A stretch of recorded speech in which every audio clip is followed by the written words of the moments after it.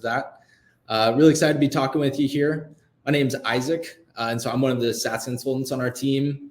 I've been at Zylo for a little over a year now. I've been working on our data services team for a couple of months and switched over to begin working with customers at the beginning of this year.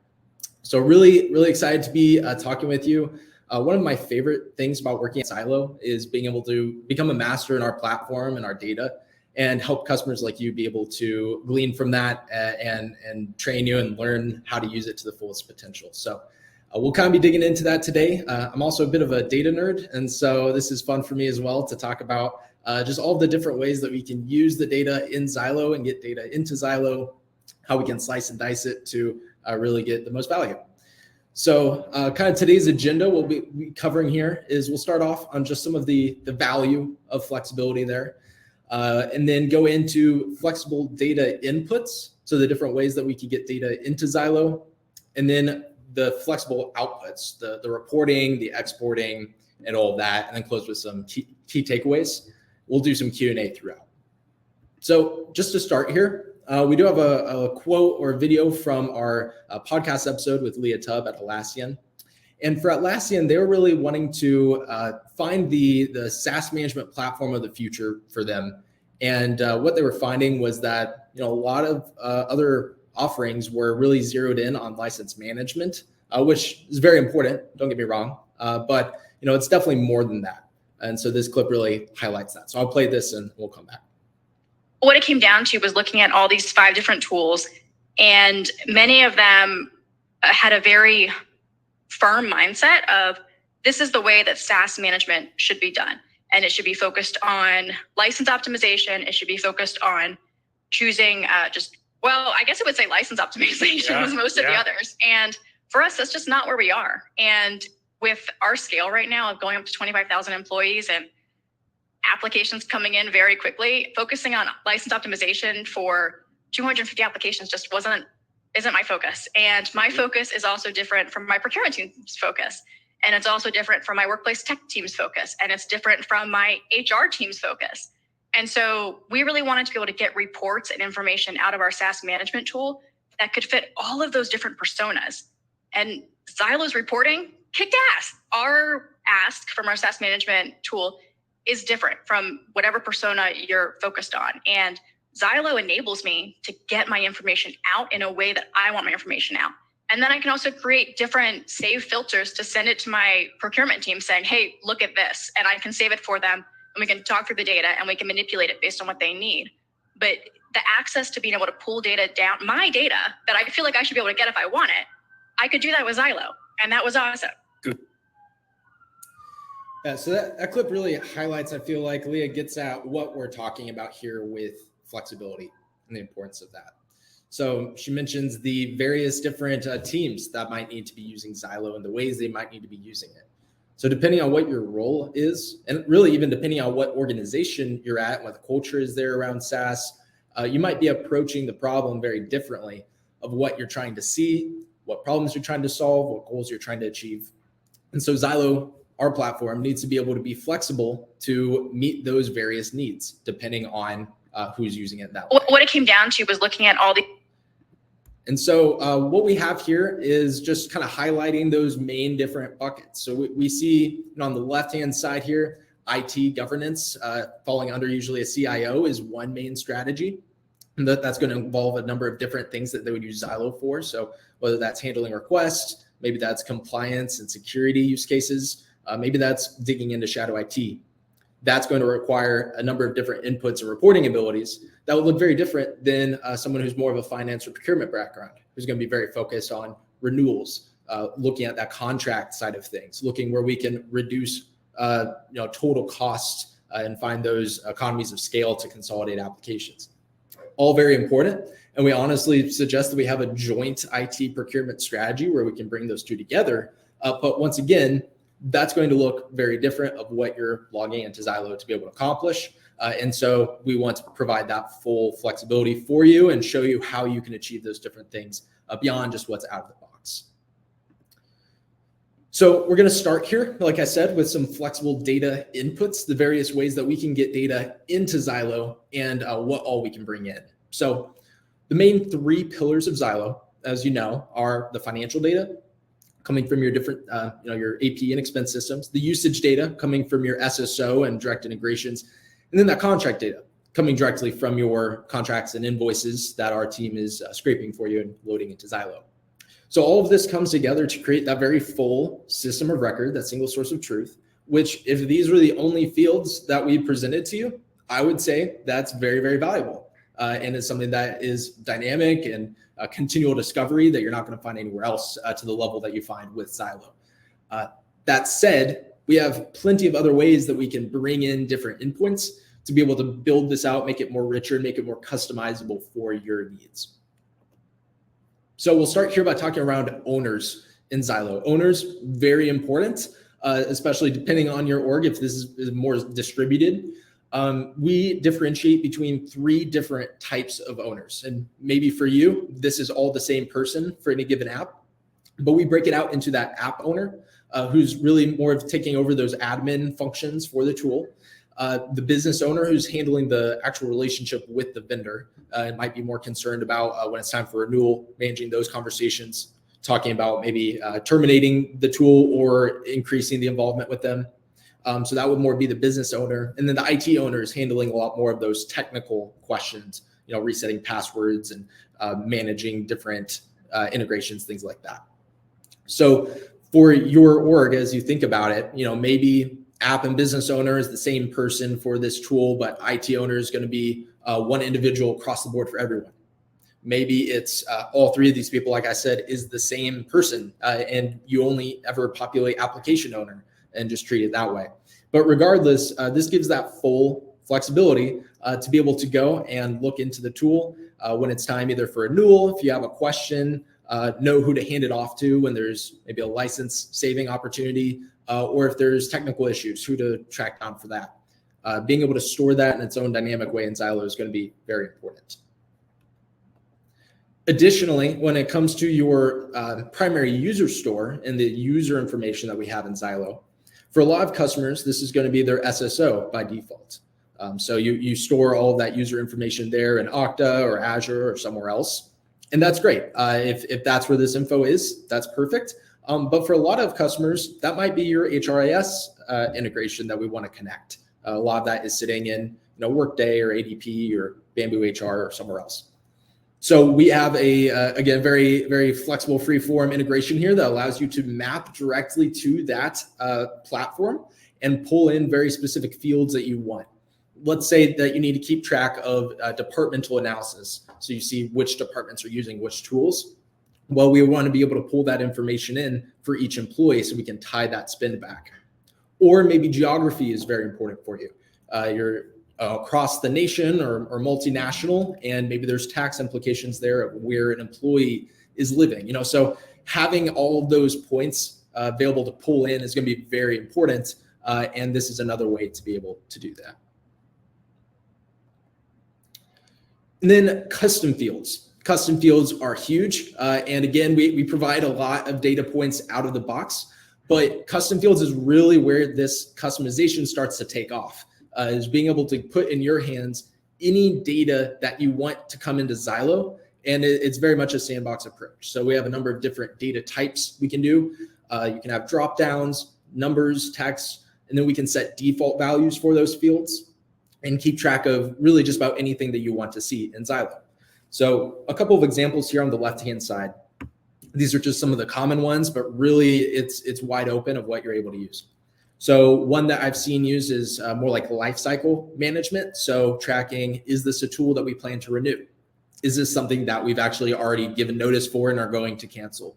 Is this a tool we plan to consolidate under and actually increase our commitment to and our contract size? So that could be really important when it comes time to managing renewals, having that information right at hand. Again, chargebacks, if this is an app that we're wanting to do chargebacks for, keeping track of which departments would be charged back for that. Is this something we already have an MSA for, or do we want to move it behind MSA? And down the list. So again, just a couple of examples. I've seen this used in all kinds of different ways to track just about anything you can think of in Zylo. So we'll build on these different data points as we move into reporting, but keep this in mind as you think about, what do I want to know about my SaaS? What information do I need to make sure I'm keeping track of? Maybe that's more of a security use case. Maybe it's more from procurement or finance. And then starting to work backwards from what information do I need to see to, how can I create that as a custom field and be able to track that periodically. And then the last part of the flexible data points, it comes with our API. So we have an import in and export API.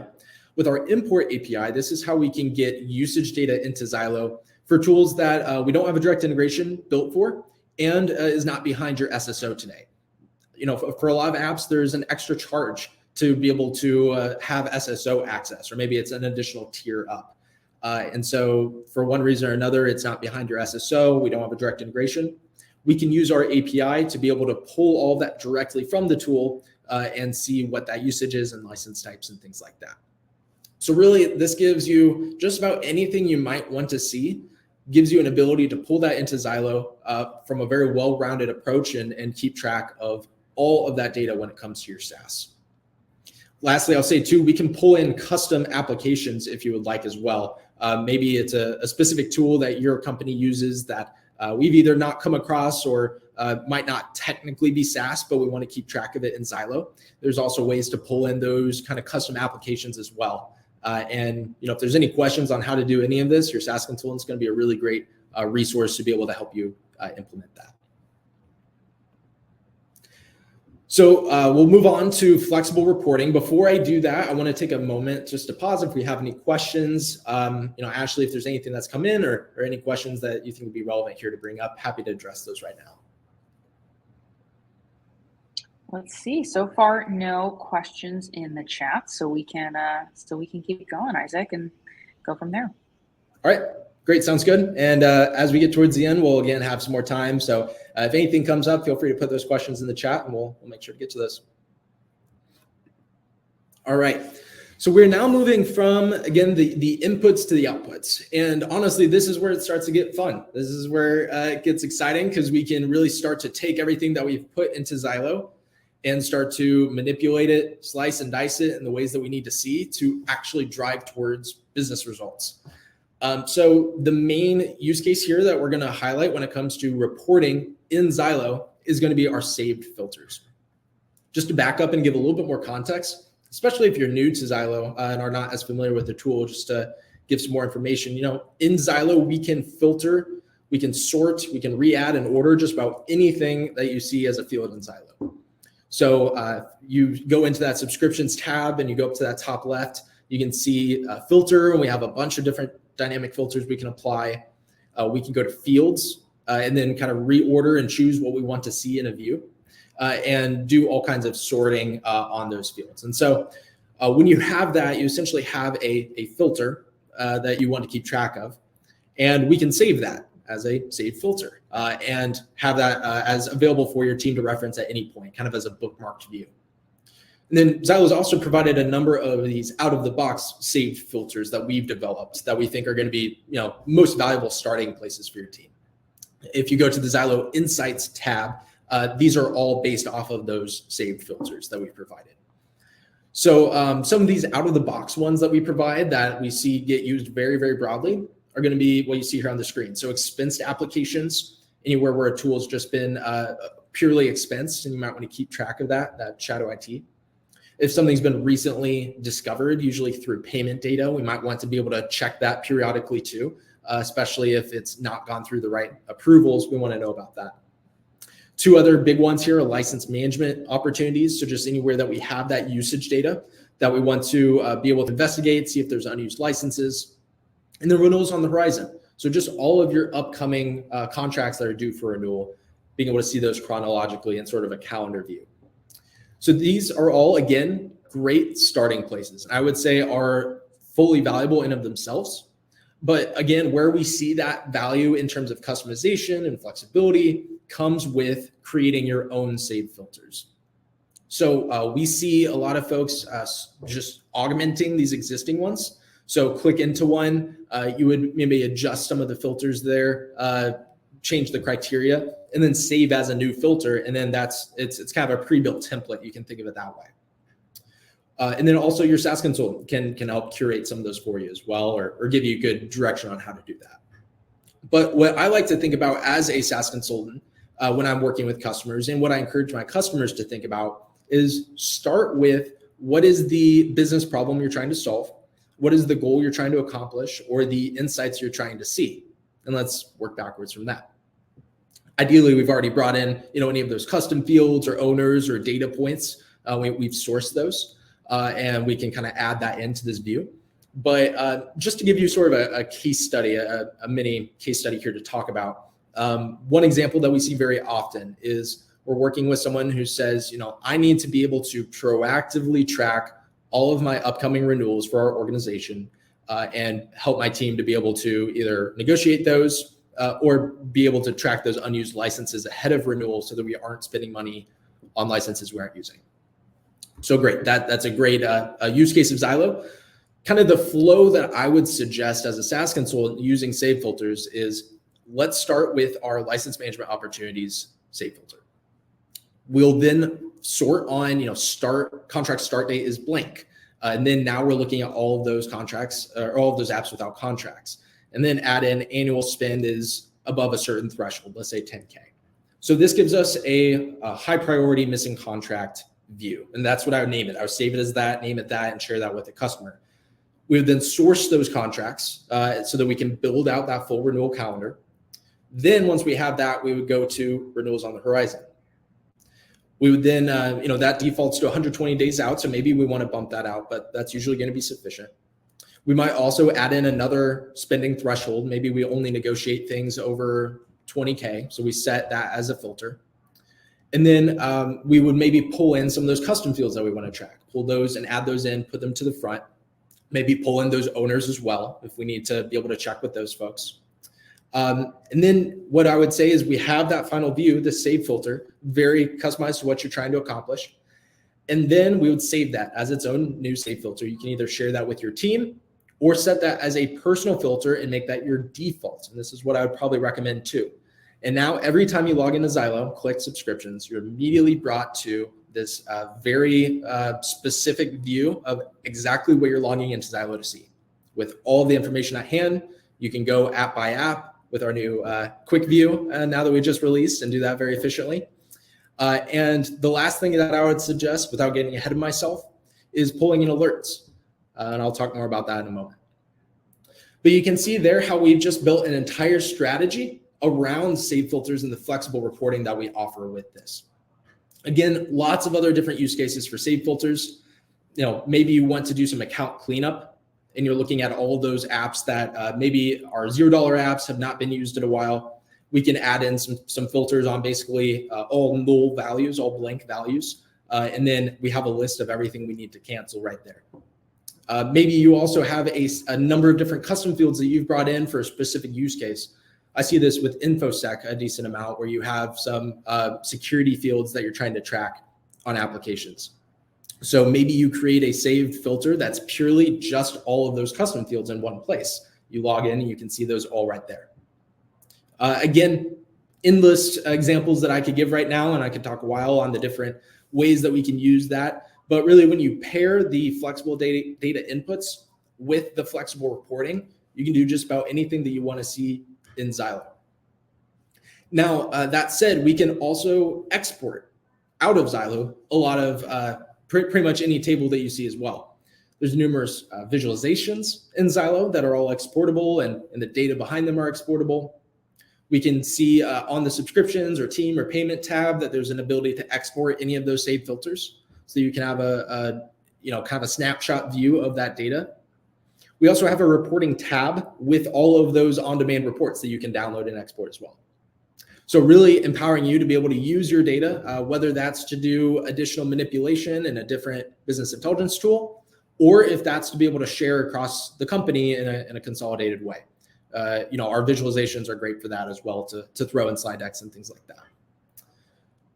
So kind of speaking a little bit more there on the export, again, our API, our export API, is designed to be able to take all of your usage and subscription information, pull that out of Zylo and be able to dynamically put that into another tool in your enterprise. So a lot of good use cases here for that export API and different ways that we can leverage that. And then lastly here with alerts, I did mention this. So this is sort of, I would say, under the reporting section, and it's a little bit different, but I still wanted to highlight it, is that we can set up these renewal and payment alerts to go out to your team. These are also fully flexible. So we can do global alerts for all of your tools. We can also set them up individually for each tool with specific messaging that you want to send out, a specific recipient list, Slack or email. So a lot of optionality there. So really across the board here, we see just about any way that you want to view the data that we've pulled in, we can work with you on there in the platform to be able to get to that. And if there is further customized reporting that you're looking to accomplish, it's a really great question, again, to bring to your SaaS consultant to work out how you might want to do that. So I'll go ahead and move on to our key takeaways here. Some of the things that we've covered, again, flexible data inputs that we have, flexible data outputs that we have. We know that every organization has different SaaS needs. They have different things that they're using Zylo for. And so that's going to be managed in very different ways. It also might be more centralized or decentralized under certain departments as well. And that's going to impact this, how we approach flexibility. So the more options that we give to be able to have that endless data that you can bring into Zylo and then various ways to be able to view it and share it is going to empower you to be able to do SaaS your way. So really this just makes it all that more useful to be able to leverage what we offer to build your practice. Hopefully you learned something new about something that Zylo offers for you. Maybe something that I talked about here you actually didn't realize is available to you or have not been leveraging yet. Everything I talked about is available in your base platform, your base subscription. So definitely recommend leveraging any of these different inputs or outputs. And hopefully also I got your mind running around how you might use some of our save filters to accomplish some of the reporting that you're already doing today or ways to enhance that.